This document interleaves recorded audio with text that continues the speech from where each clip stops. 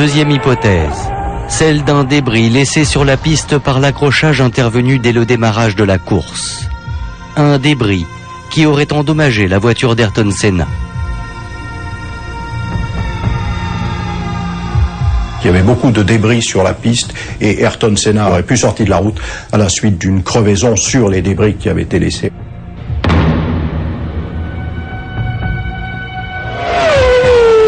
Mais au final, c'est une troisième hypothèse qui va s'avérer la plus probable. En effet, l'enquête va révéler qu'Ayrton Senna avait fait modifier quelques semaines avant le Grand Prix un élément mécanique essentiel de sa voiture. On avait modifié sa colonne de direction. Est-ce que ça a été bien vérifié ou est-ce que ça a été bien effectué? Est-ce qu'il y a eu une erreur quelque part? Il y a eu une erreur quelque part puisqu'il y a eu rupture de la colonne de direction. Mais où est la négligence? C'est difficile de la situer. Il semble donc bien que ce soit la colonne de direction de la voiture d'Ayrton Senna qui ait cédé et provoqué le drame. 3 ans plus tard, en Italie, un procès retentissant a tenté de faire la lumière sur l'accident. 6 personnes seront mises en examen pour homicide involontaire, dont le fondateur de l'écurie Williams, Frank Williams. Après 10 mois d'un procès fleuve, tout le monde est acquitté. Et la thèse finalement retenue est bien celle d'une rupture accidentelle de la colonne de direction.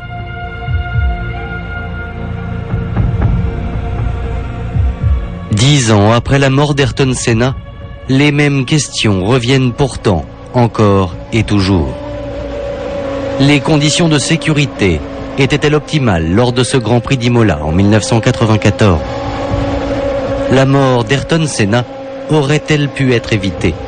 Certains pensent que ce jour-là, la compétition n'aurait jamais dû avoir lieu. Voilà, pour ce terrible week-end de mai 1994, des questions restent donc toujours 10 ans après sans réponse autour de cet accident. Le procès pour homicide involontaire et les responsabilités annoncées n'ont finalement donné lieu qu'à des acquittements. Tout d'abord, Lionel Froissart, est-ce qu'en Formule 1, on applique la loi? Bien. Concernant ce Grand Prix d'Italie, c'est vrai qu'on s'est beaucoup posé la question de savoir si cette course devait avoir lieu. Dans l'absolu, non, car on est maintenant à peu près certain que Ratzenberger est mort sur le coup lors de son choc. Puisque son médecin, en tout cas le médecin qui l'a ausculté, a déclaré le lendemain ou dans les jours qui ont suivi qu'il était mort sur le circuit. Voilà, les médecins de la FIA qui se déplacent de Grand Prix en Grand Prix. Et il y a effectivement un texte de loi qui est propre à l'Italie, qui existe peut-être dans d'autres pays, mais en tous les cas qui ne concerne pas d'autres pays où se déroulent des Grands Prix. Il existe un texte de loi qui précise que quand il y a mort d'homme, une enquête est immédiatement ouverte pour évidemment faire éclairer un peu les enquêteurs. Or, cette enquête n'a pas pu débuter puisqu'on n'a pas déclaré Ratzenberger mort sur le circuit. Jean Alesi, vous connaissez bien sûr cette loi, je crois, cette loi qui est appliquée en Italie. Est-ce que selon vous, le Grand Prix ce jour-là aurait dû être arrêté après la mort de Roland Ratzenberger? Alors bon, d'abord, je vous arrête tout de suite parce que moi ce soir je suis avec vous parce que j'ai envie de parler d'Ayrton, j'ai envie de parler de tout ce qu'il a fait. Bon, bien sûr, ce qui vous intéresse c'est l'accident, mais il y a beaucoup de choses qui ne sont pas expliquées. Il y a des choses que l'on ne peut pas expliquer. Et Ratzenberger est mort le samedi. Ce texte de loi, je ne sais pas pourquoi il n'a pas été appliqué, mais j'ai été très choqué par ce procès. Je l'ai trouvé très ridicule. J'ai trouvé les juges terriblement, je dirais, mauvais.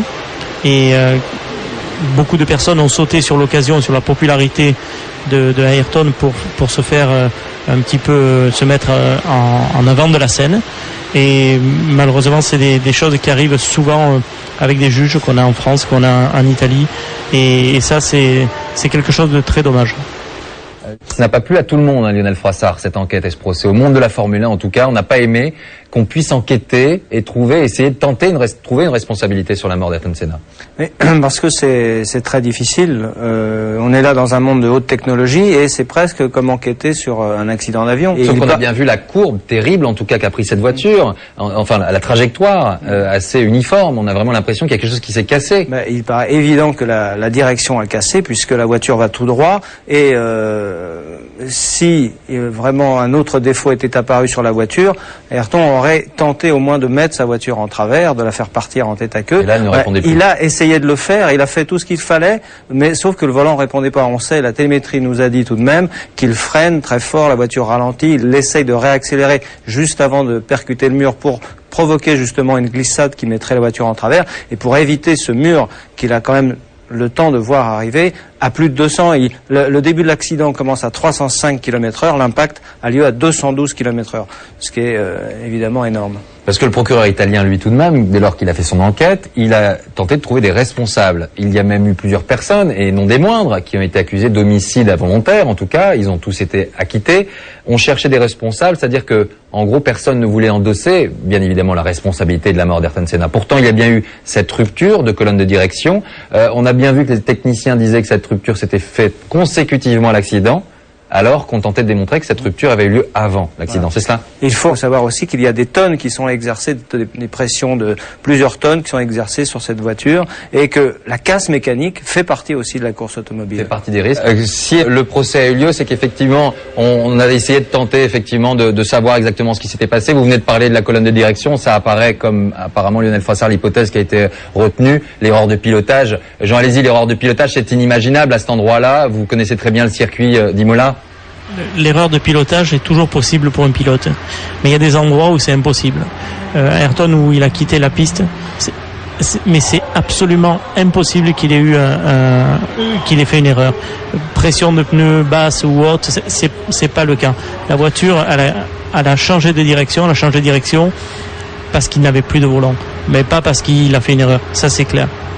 Juste, Lionel Froissart, je voudrais juste qu'on revienne sur une zone d'ombre, en tout cas, qui existe, c'est qu'on n'a jamais retrouvé les images de la caméra embarquée, parce qu'il y a encore une fois des polémiques. Certains ont dit que Ayrton Senna était tombé dans les pommes juste avant. Oui. C'est vrai qu'on n'a jamais retrouvé ces images. La FIA nous a dit que les images n'existaient pas. Moi, je suis persuadé qu'elles existent, mais elles n'apportent peut-être pas grand-chose en termes d'information. Ce qui m'a beaucoup choqué, moi, à l'époque, on a parlé de la FIA, des mesures qui ont été prises. Les pilotes, eux, sont vraiment conscients des dangers. C'était en train de se réunir et d'essayer de former un groupe fort pour leur sécurité. Ce qui m'a beaucoup choqué, on dit la FIA a fait beaucoup. Oui, mais elle a fait beaucoup après le Grand Prix de Monaco, quand Wendlinger, un autre pilote autrichien, a eu un accident.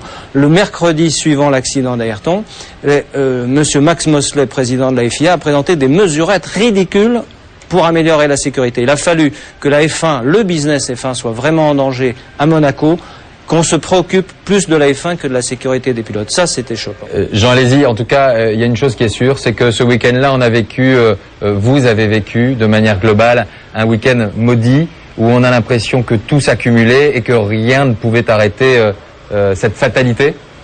Vous savez, ce qui s'est réellement passé avec Ayrton, donc c'est que sa direction s'est cassée. La roue qui s'est comprimée entre la coque et entre le mur et la coque.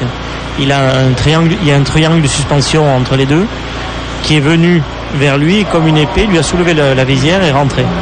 Donc Ayrton n'avait rien, il n'avait rien de cassé. Il a été seulement, transpercé par une pièce de suspension dans la tête. Donc c'est incroyable ce concours de circonstances. Il y a 2 ou 3 ans avant, Gerhard Berger a perdu son flap au même endroit, a tapé le mur, sa voiture s'est coupée en deux, la voiture a explosé, il était dans le feu, il a été brûlé, mais il s'en est tiré. Donc, week-end tragique. On va revenir avec vous, Jean Alesi. Je voudrais juste qu'on écoute un homme que vous connaissez bien, Jean Alesi, c'est Eric Comas, qui effectivement, lui, ce jour-là, avait refusé de reprendre le volant de sa voiture après l'accident d'Ayrton Senna.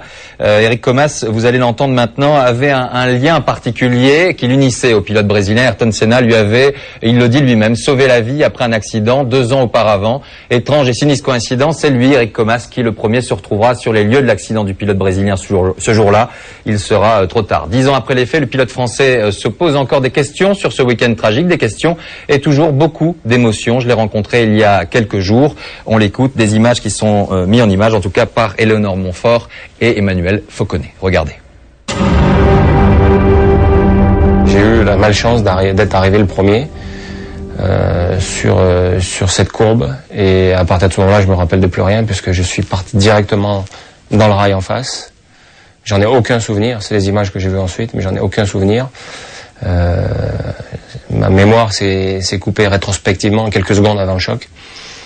Et la roue avant droite est venue percuter mon casque sur le côté droit et ça m'a fait un KO de boxeur, quoi.